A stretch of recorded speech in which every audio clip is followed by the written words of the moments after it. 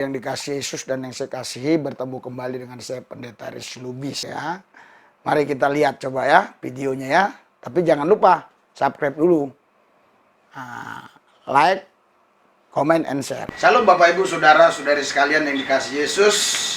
Terusus saudara-saudara yang sudah ada di Metanoia, kita berjumpa dengan Muhammad Qasim. Muhammad Qasim ini beberapa tahun yang lampau. Ini seorang muslim yang saya yakin memang taat, tetapi sekarang dia pengikut Yesus. Mari kita dengarkan saja kesaksian dia, tetapi nanti saya akan ada tanya beberapa hal ya. Pak Muhammad Qasim kenapa bisa?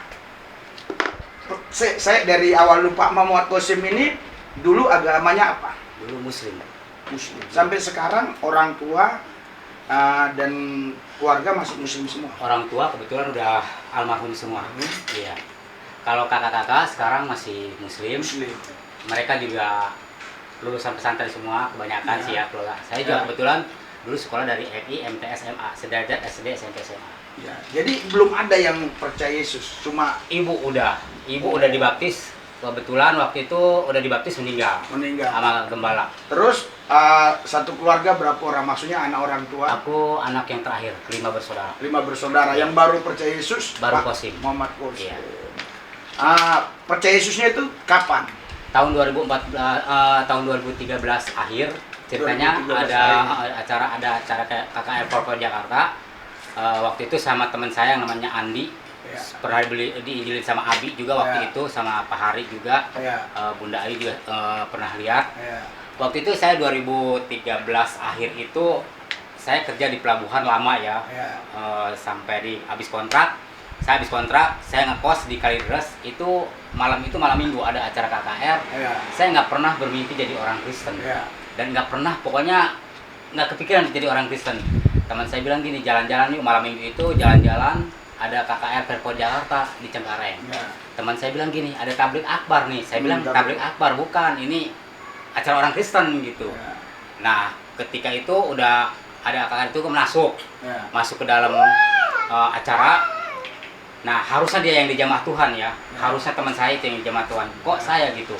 Saya bertobat itu pas mendengarkan lagu Besar Anugerahmu.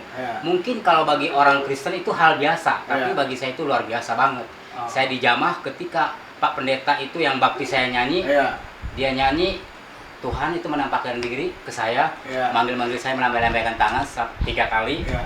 Saya bilang, sama teman saya bilang gini, itu siapa ya? Dia bilang gini, hai pulang. Saya itu, hati saya udah ini gitu loh. Maaf kalau di seberang itu kalau kita mendengarkan sholawatan, saya nggak pernah merasakan apa-apa gitu. Tapi ketika saya pas mendengarkan lagu Besar Anugerahmu, lagu rohani, saya itu sukacita gitu. Udah gitu, saya dijamah Tuhan tuh bener-bener beda banget gitu ya. Saya bilang, kok saya damai gitu. Teman saya bilang gini, ayo pulang. Ya, saya bilang saya mau pulang, saya bilang gitu. Nah, udah selesai nyanyi itu Pak Pendeta kan gini. Pendeta nyanyi Besar Anugerahmu sebanyak 3 kali. Pas nyanyi itu Yesus begini-begini sama saya. Saya itu nggak layak. Kalau saya misalkan ini saya apa? Saya itu nggak layak kenapa? Saya itu manusia kotor. Saya sering menghujat orang-orang Kristen. Terutama saya tuh paling benci yang namanya 3 suku, Chinese, Batak, sama Manado. Nah itu saya bilang itu musuh buat saya. Tapi ketika saya jadi orang Kristen, saya semuanya diubahkan hidup saya kan. Amin. Nah di situ saya bilang gini, itu Pak Pendeta nyanyi itu Tuhan itu berdiri 3 meteran. Itu jelas banget, tapi wajahnya enggak.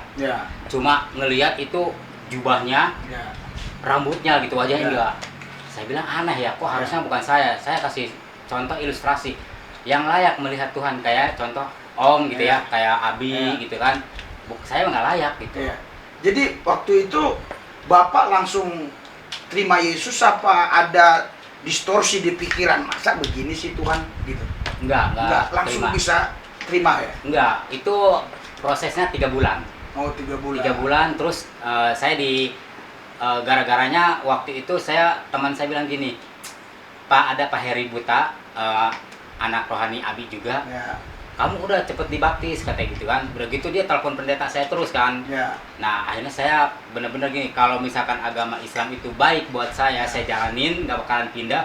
Tapi kalau agama Kristen itu membawa keselamatan, saya bilang kepastian saya mau. Nah udah begitu Itu bener lagi pas saya doa, itu Ya. salib gitu loh. Oh. Salib. Dia nongol di depan saya. Saya bilang, berarti saya harus ikut ini gitu kan. Karena apa? Di Al-Qur'an juga kan ada di Al-Juruf 43 ayat 61 itu kan gini. Wa innahu la ilmu lisaati fala tamtaruna biha wa tabi'uni hada siratal mustaqim. Jalan lu.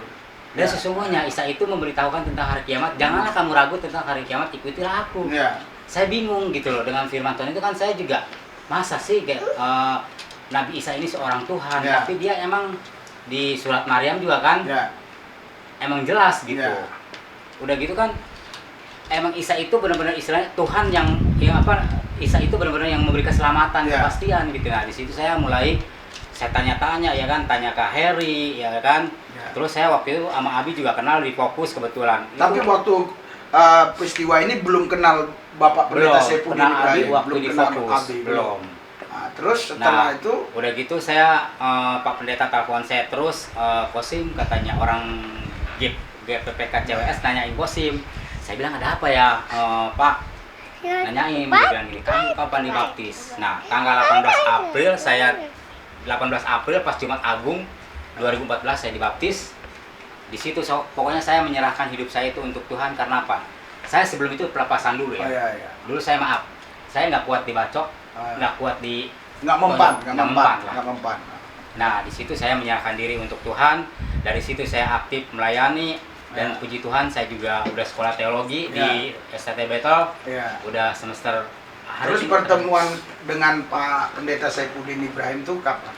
tahun 2014 bulan Februari di Fokus. Oh, jadi sekarang ikut bersama Pak Pendeta Nah, Saifudin sekarang Ibrahim. saya ikut melayani sama Abi, Ya, kadang satu tim gitu. satu tim, kadang diajak sama Abi karena beliau juga udah saya anggap orang tua saya. Ya. Beliau juga kan, Abi juga kan orangnya luar biasa gitu kan. Ya.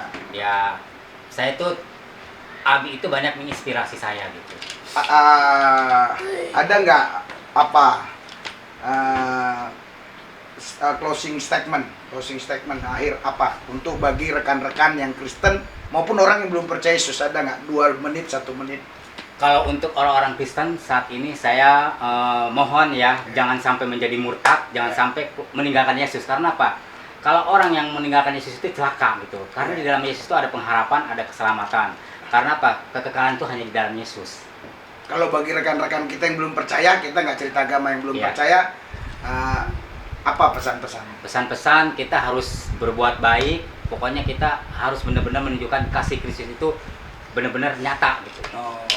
Tuhan memberkati. Jadi saudara, Bapak Ibu sekalian, itulah tadi ya wawancara saya sama Pak Muhammad Kosim ya. Iya. Ya, biar ini semua menjadi berkat buat kita semua. Amin. Terima kasih.